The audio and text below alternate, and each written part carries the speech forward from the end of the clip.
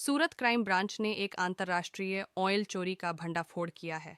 गुप्त सूचना के आधार पर कार्रवाई करते हुए क्राइम ब्रांच ने 2 लोगों को गिरफ्तार किया। आरोपी ऑयल कंपनी की लाइन को पंचर कर ऑयल टैंकर में भर लेते थे। प्रशांत वाघेला समेत समीर खान नाम के शख्स को गिरफ्तार किया है। दोनों गिरोह अब तक 20 करोड़ रुपए का तेल चोरी कर चुके हैं। आरोपियों ने छोटी छोटी तकनीकी बातों को ध्यान में रखकर तेल चोरी करते थे। आरोपियों ने राजस्थान और उत्तरी गुजरात के मेहसाना बेचराजी से आईओसी लाइन में पंचर कर चोरी की थी। आरोपियों ने बेचराजी से 2 और राजस्थान में 1 तेल टैंकर चोरी किया था। प्रशांत वाघेला के खिलाफ 21 मामले और समीर खान के खिलाफ विभिन्न राज्यों के अपराधों में 7 मामले दर्ज हैं। Report Deepak Roy, you Bharat. जानते हैं कि गुजरात एक पेट्रोलियम हब है। यहाँ पर जामनगर, हजीरा और रिफाइनरी से दूसरे राज्य में पाइपलाइन के थ्रू ऑयल भेजा जाता है। भूतकाल में ऐसे बनाव बने हैं कि कुछ गैंग्स इन पाइपलाइन में पंचर करके और टैंकर भर के ऑयल चोरी करते थे। हमारी क्राइम ब्रांच के डीसीपी रूपल मैडम और रोजिया साहब और उनकी टीम को ऐसी माहिती मिली थी कि एक गैंग सूरत के आजू बाजू घूम रही है। उस गैंग के 2 सदस्य प्रशांत वाघेला, जिनके विरुद्ध में भूतकाल में 21 गुना अलग अलग ज़िलों में और राज्यों में दाखिल हैं, और समीर खान अलाद खान के विरुद्ध में 7 गुना दूसरे राज्यों और से यूनिट्स में दाखिल हैं। उनकी पूछपरछ की गई और पूछपरछ दरमियान उन्होंने कबूला कि 15 दिन पहले उन्होंने मेहसाना में बेचराजी के पास से पंचर करके 4 जितने टैंकर भरे हैं, और 6 महीने पहले उन्होंने ब्यावर राजस्थान में भी एक पंचर किया था और वहाँ से भी उन्होंने ऑयल चोरी की है। इनसे अभी पूछपरछ सघन चालू है और ये हम पूछ रहे हैं कि सूरत में वो किस किस के टच में थे।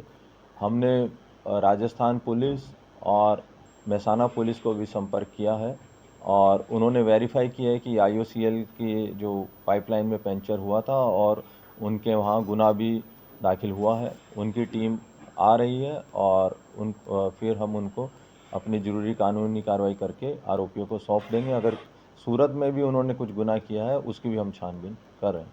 धन्यवाद। किस तरह से रिफाइनरी की पाइपलाइन परचेज कराते थे, क्या इक्विपमेंट होते थे इनके पास और क्या इनकी एमओ रहती पूरे? पहले तो ये जो ऐसी जगह देखते थे जहाँ पे मूवमेंट बहुत कम हो, फिर ये उस चीज़ का भी इंश्योर करते थे कि पाइपलाइन में प्रेशर कम ना हो। अदरवाइज़ जैसे ही उनके कंट्रोल रूम आईओसीएल या ओएनजीसी या इन सब के कंट्रोल रूम में कहीं प्रेशर डाउन होता है तो इमीडिएटली पता होता है। इनके पास सोफिस्टिकेटेड कटर वेल्डिंग मशीन्स होती थी ताकि ये अपना एक पर्सनल वॉल वहाँ पे जाके बना देते थे। जब भी इनको कंटेनर्स में ऑयल ट्रांसफ़र करना होता था तो उस वॉल के थ्रू करवाते थे ताकि प्रेशर ड्रॉप ना हो। और ये काफ़ी मैकेनाइज और इसमें काफ़ी एक्सपर्ट हैं, क्योंकि पिछले 10 साल से देखा जाए तो इनके विरुद्ध में कितने गुना हैं और ये लोग दूसरे राज्यों में जाके अपनी नेटवर्क इस्टेब्लिश करते थे। और जो इंडस्ट्रियल एरिया में कुछ ऐसे यूनिट्स हैं जो सस्ते में इनके चोरी किया हुआ ऑयल खरीदते थे।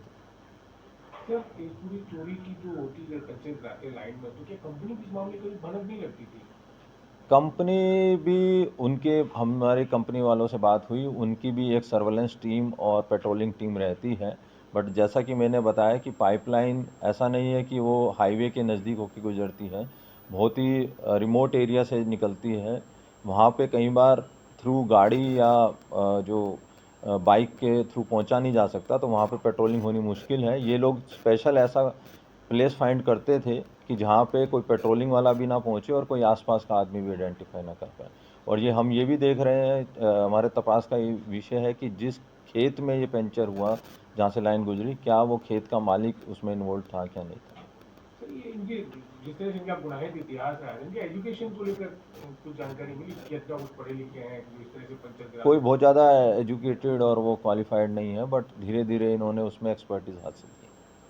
तो सभी मामले से ऑयल चोरी के हैं इनके खिलाफ? ज़्यादातर ऑयल चोरी की। कितना बड़ा गैंग है सर, ये कितने लोगों का गैंग है जो इस तरह से? ज़्यादातर मुख्य तो ये 2-3 ही हैं, और भी 2-3 ऐसे दूसरे गैंग भी हैं, और इसमें रिसीवर का भी एक बहुत बड़ा हाथ होता है और बीच में एजेंट्स का भी हाथ होता है। वो हम इनकी टेक्निकल एनालिसिस से फाइंड कर रहे हैं कि कौन कौन इसके साथ मिले हुए हैं, क्योंकि सिर्फ चोरी करना नहीं, चोरी करके आगे सप्लाई करना और उससे कैश कन्वर्ट करवाना वो भी एक गैंग का पार्ट है। तो वो हम सब आइडेंटिफाई कर रहे हैं। धन्यवाद।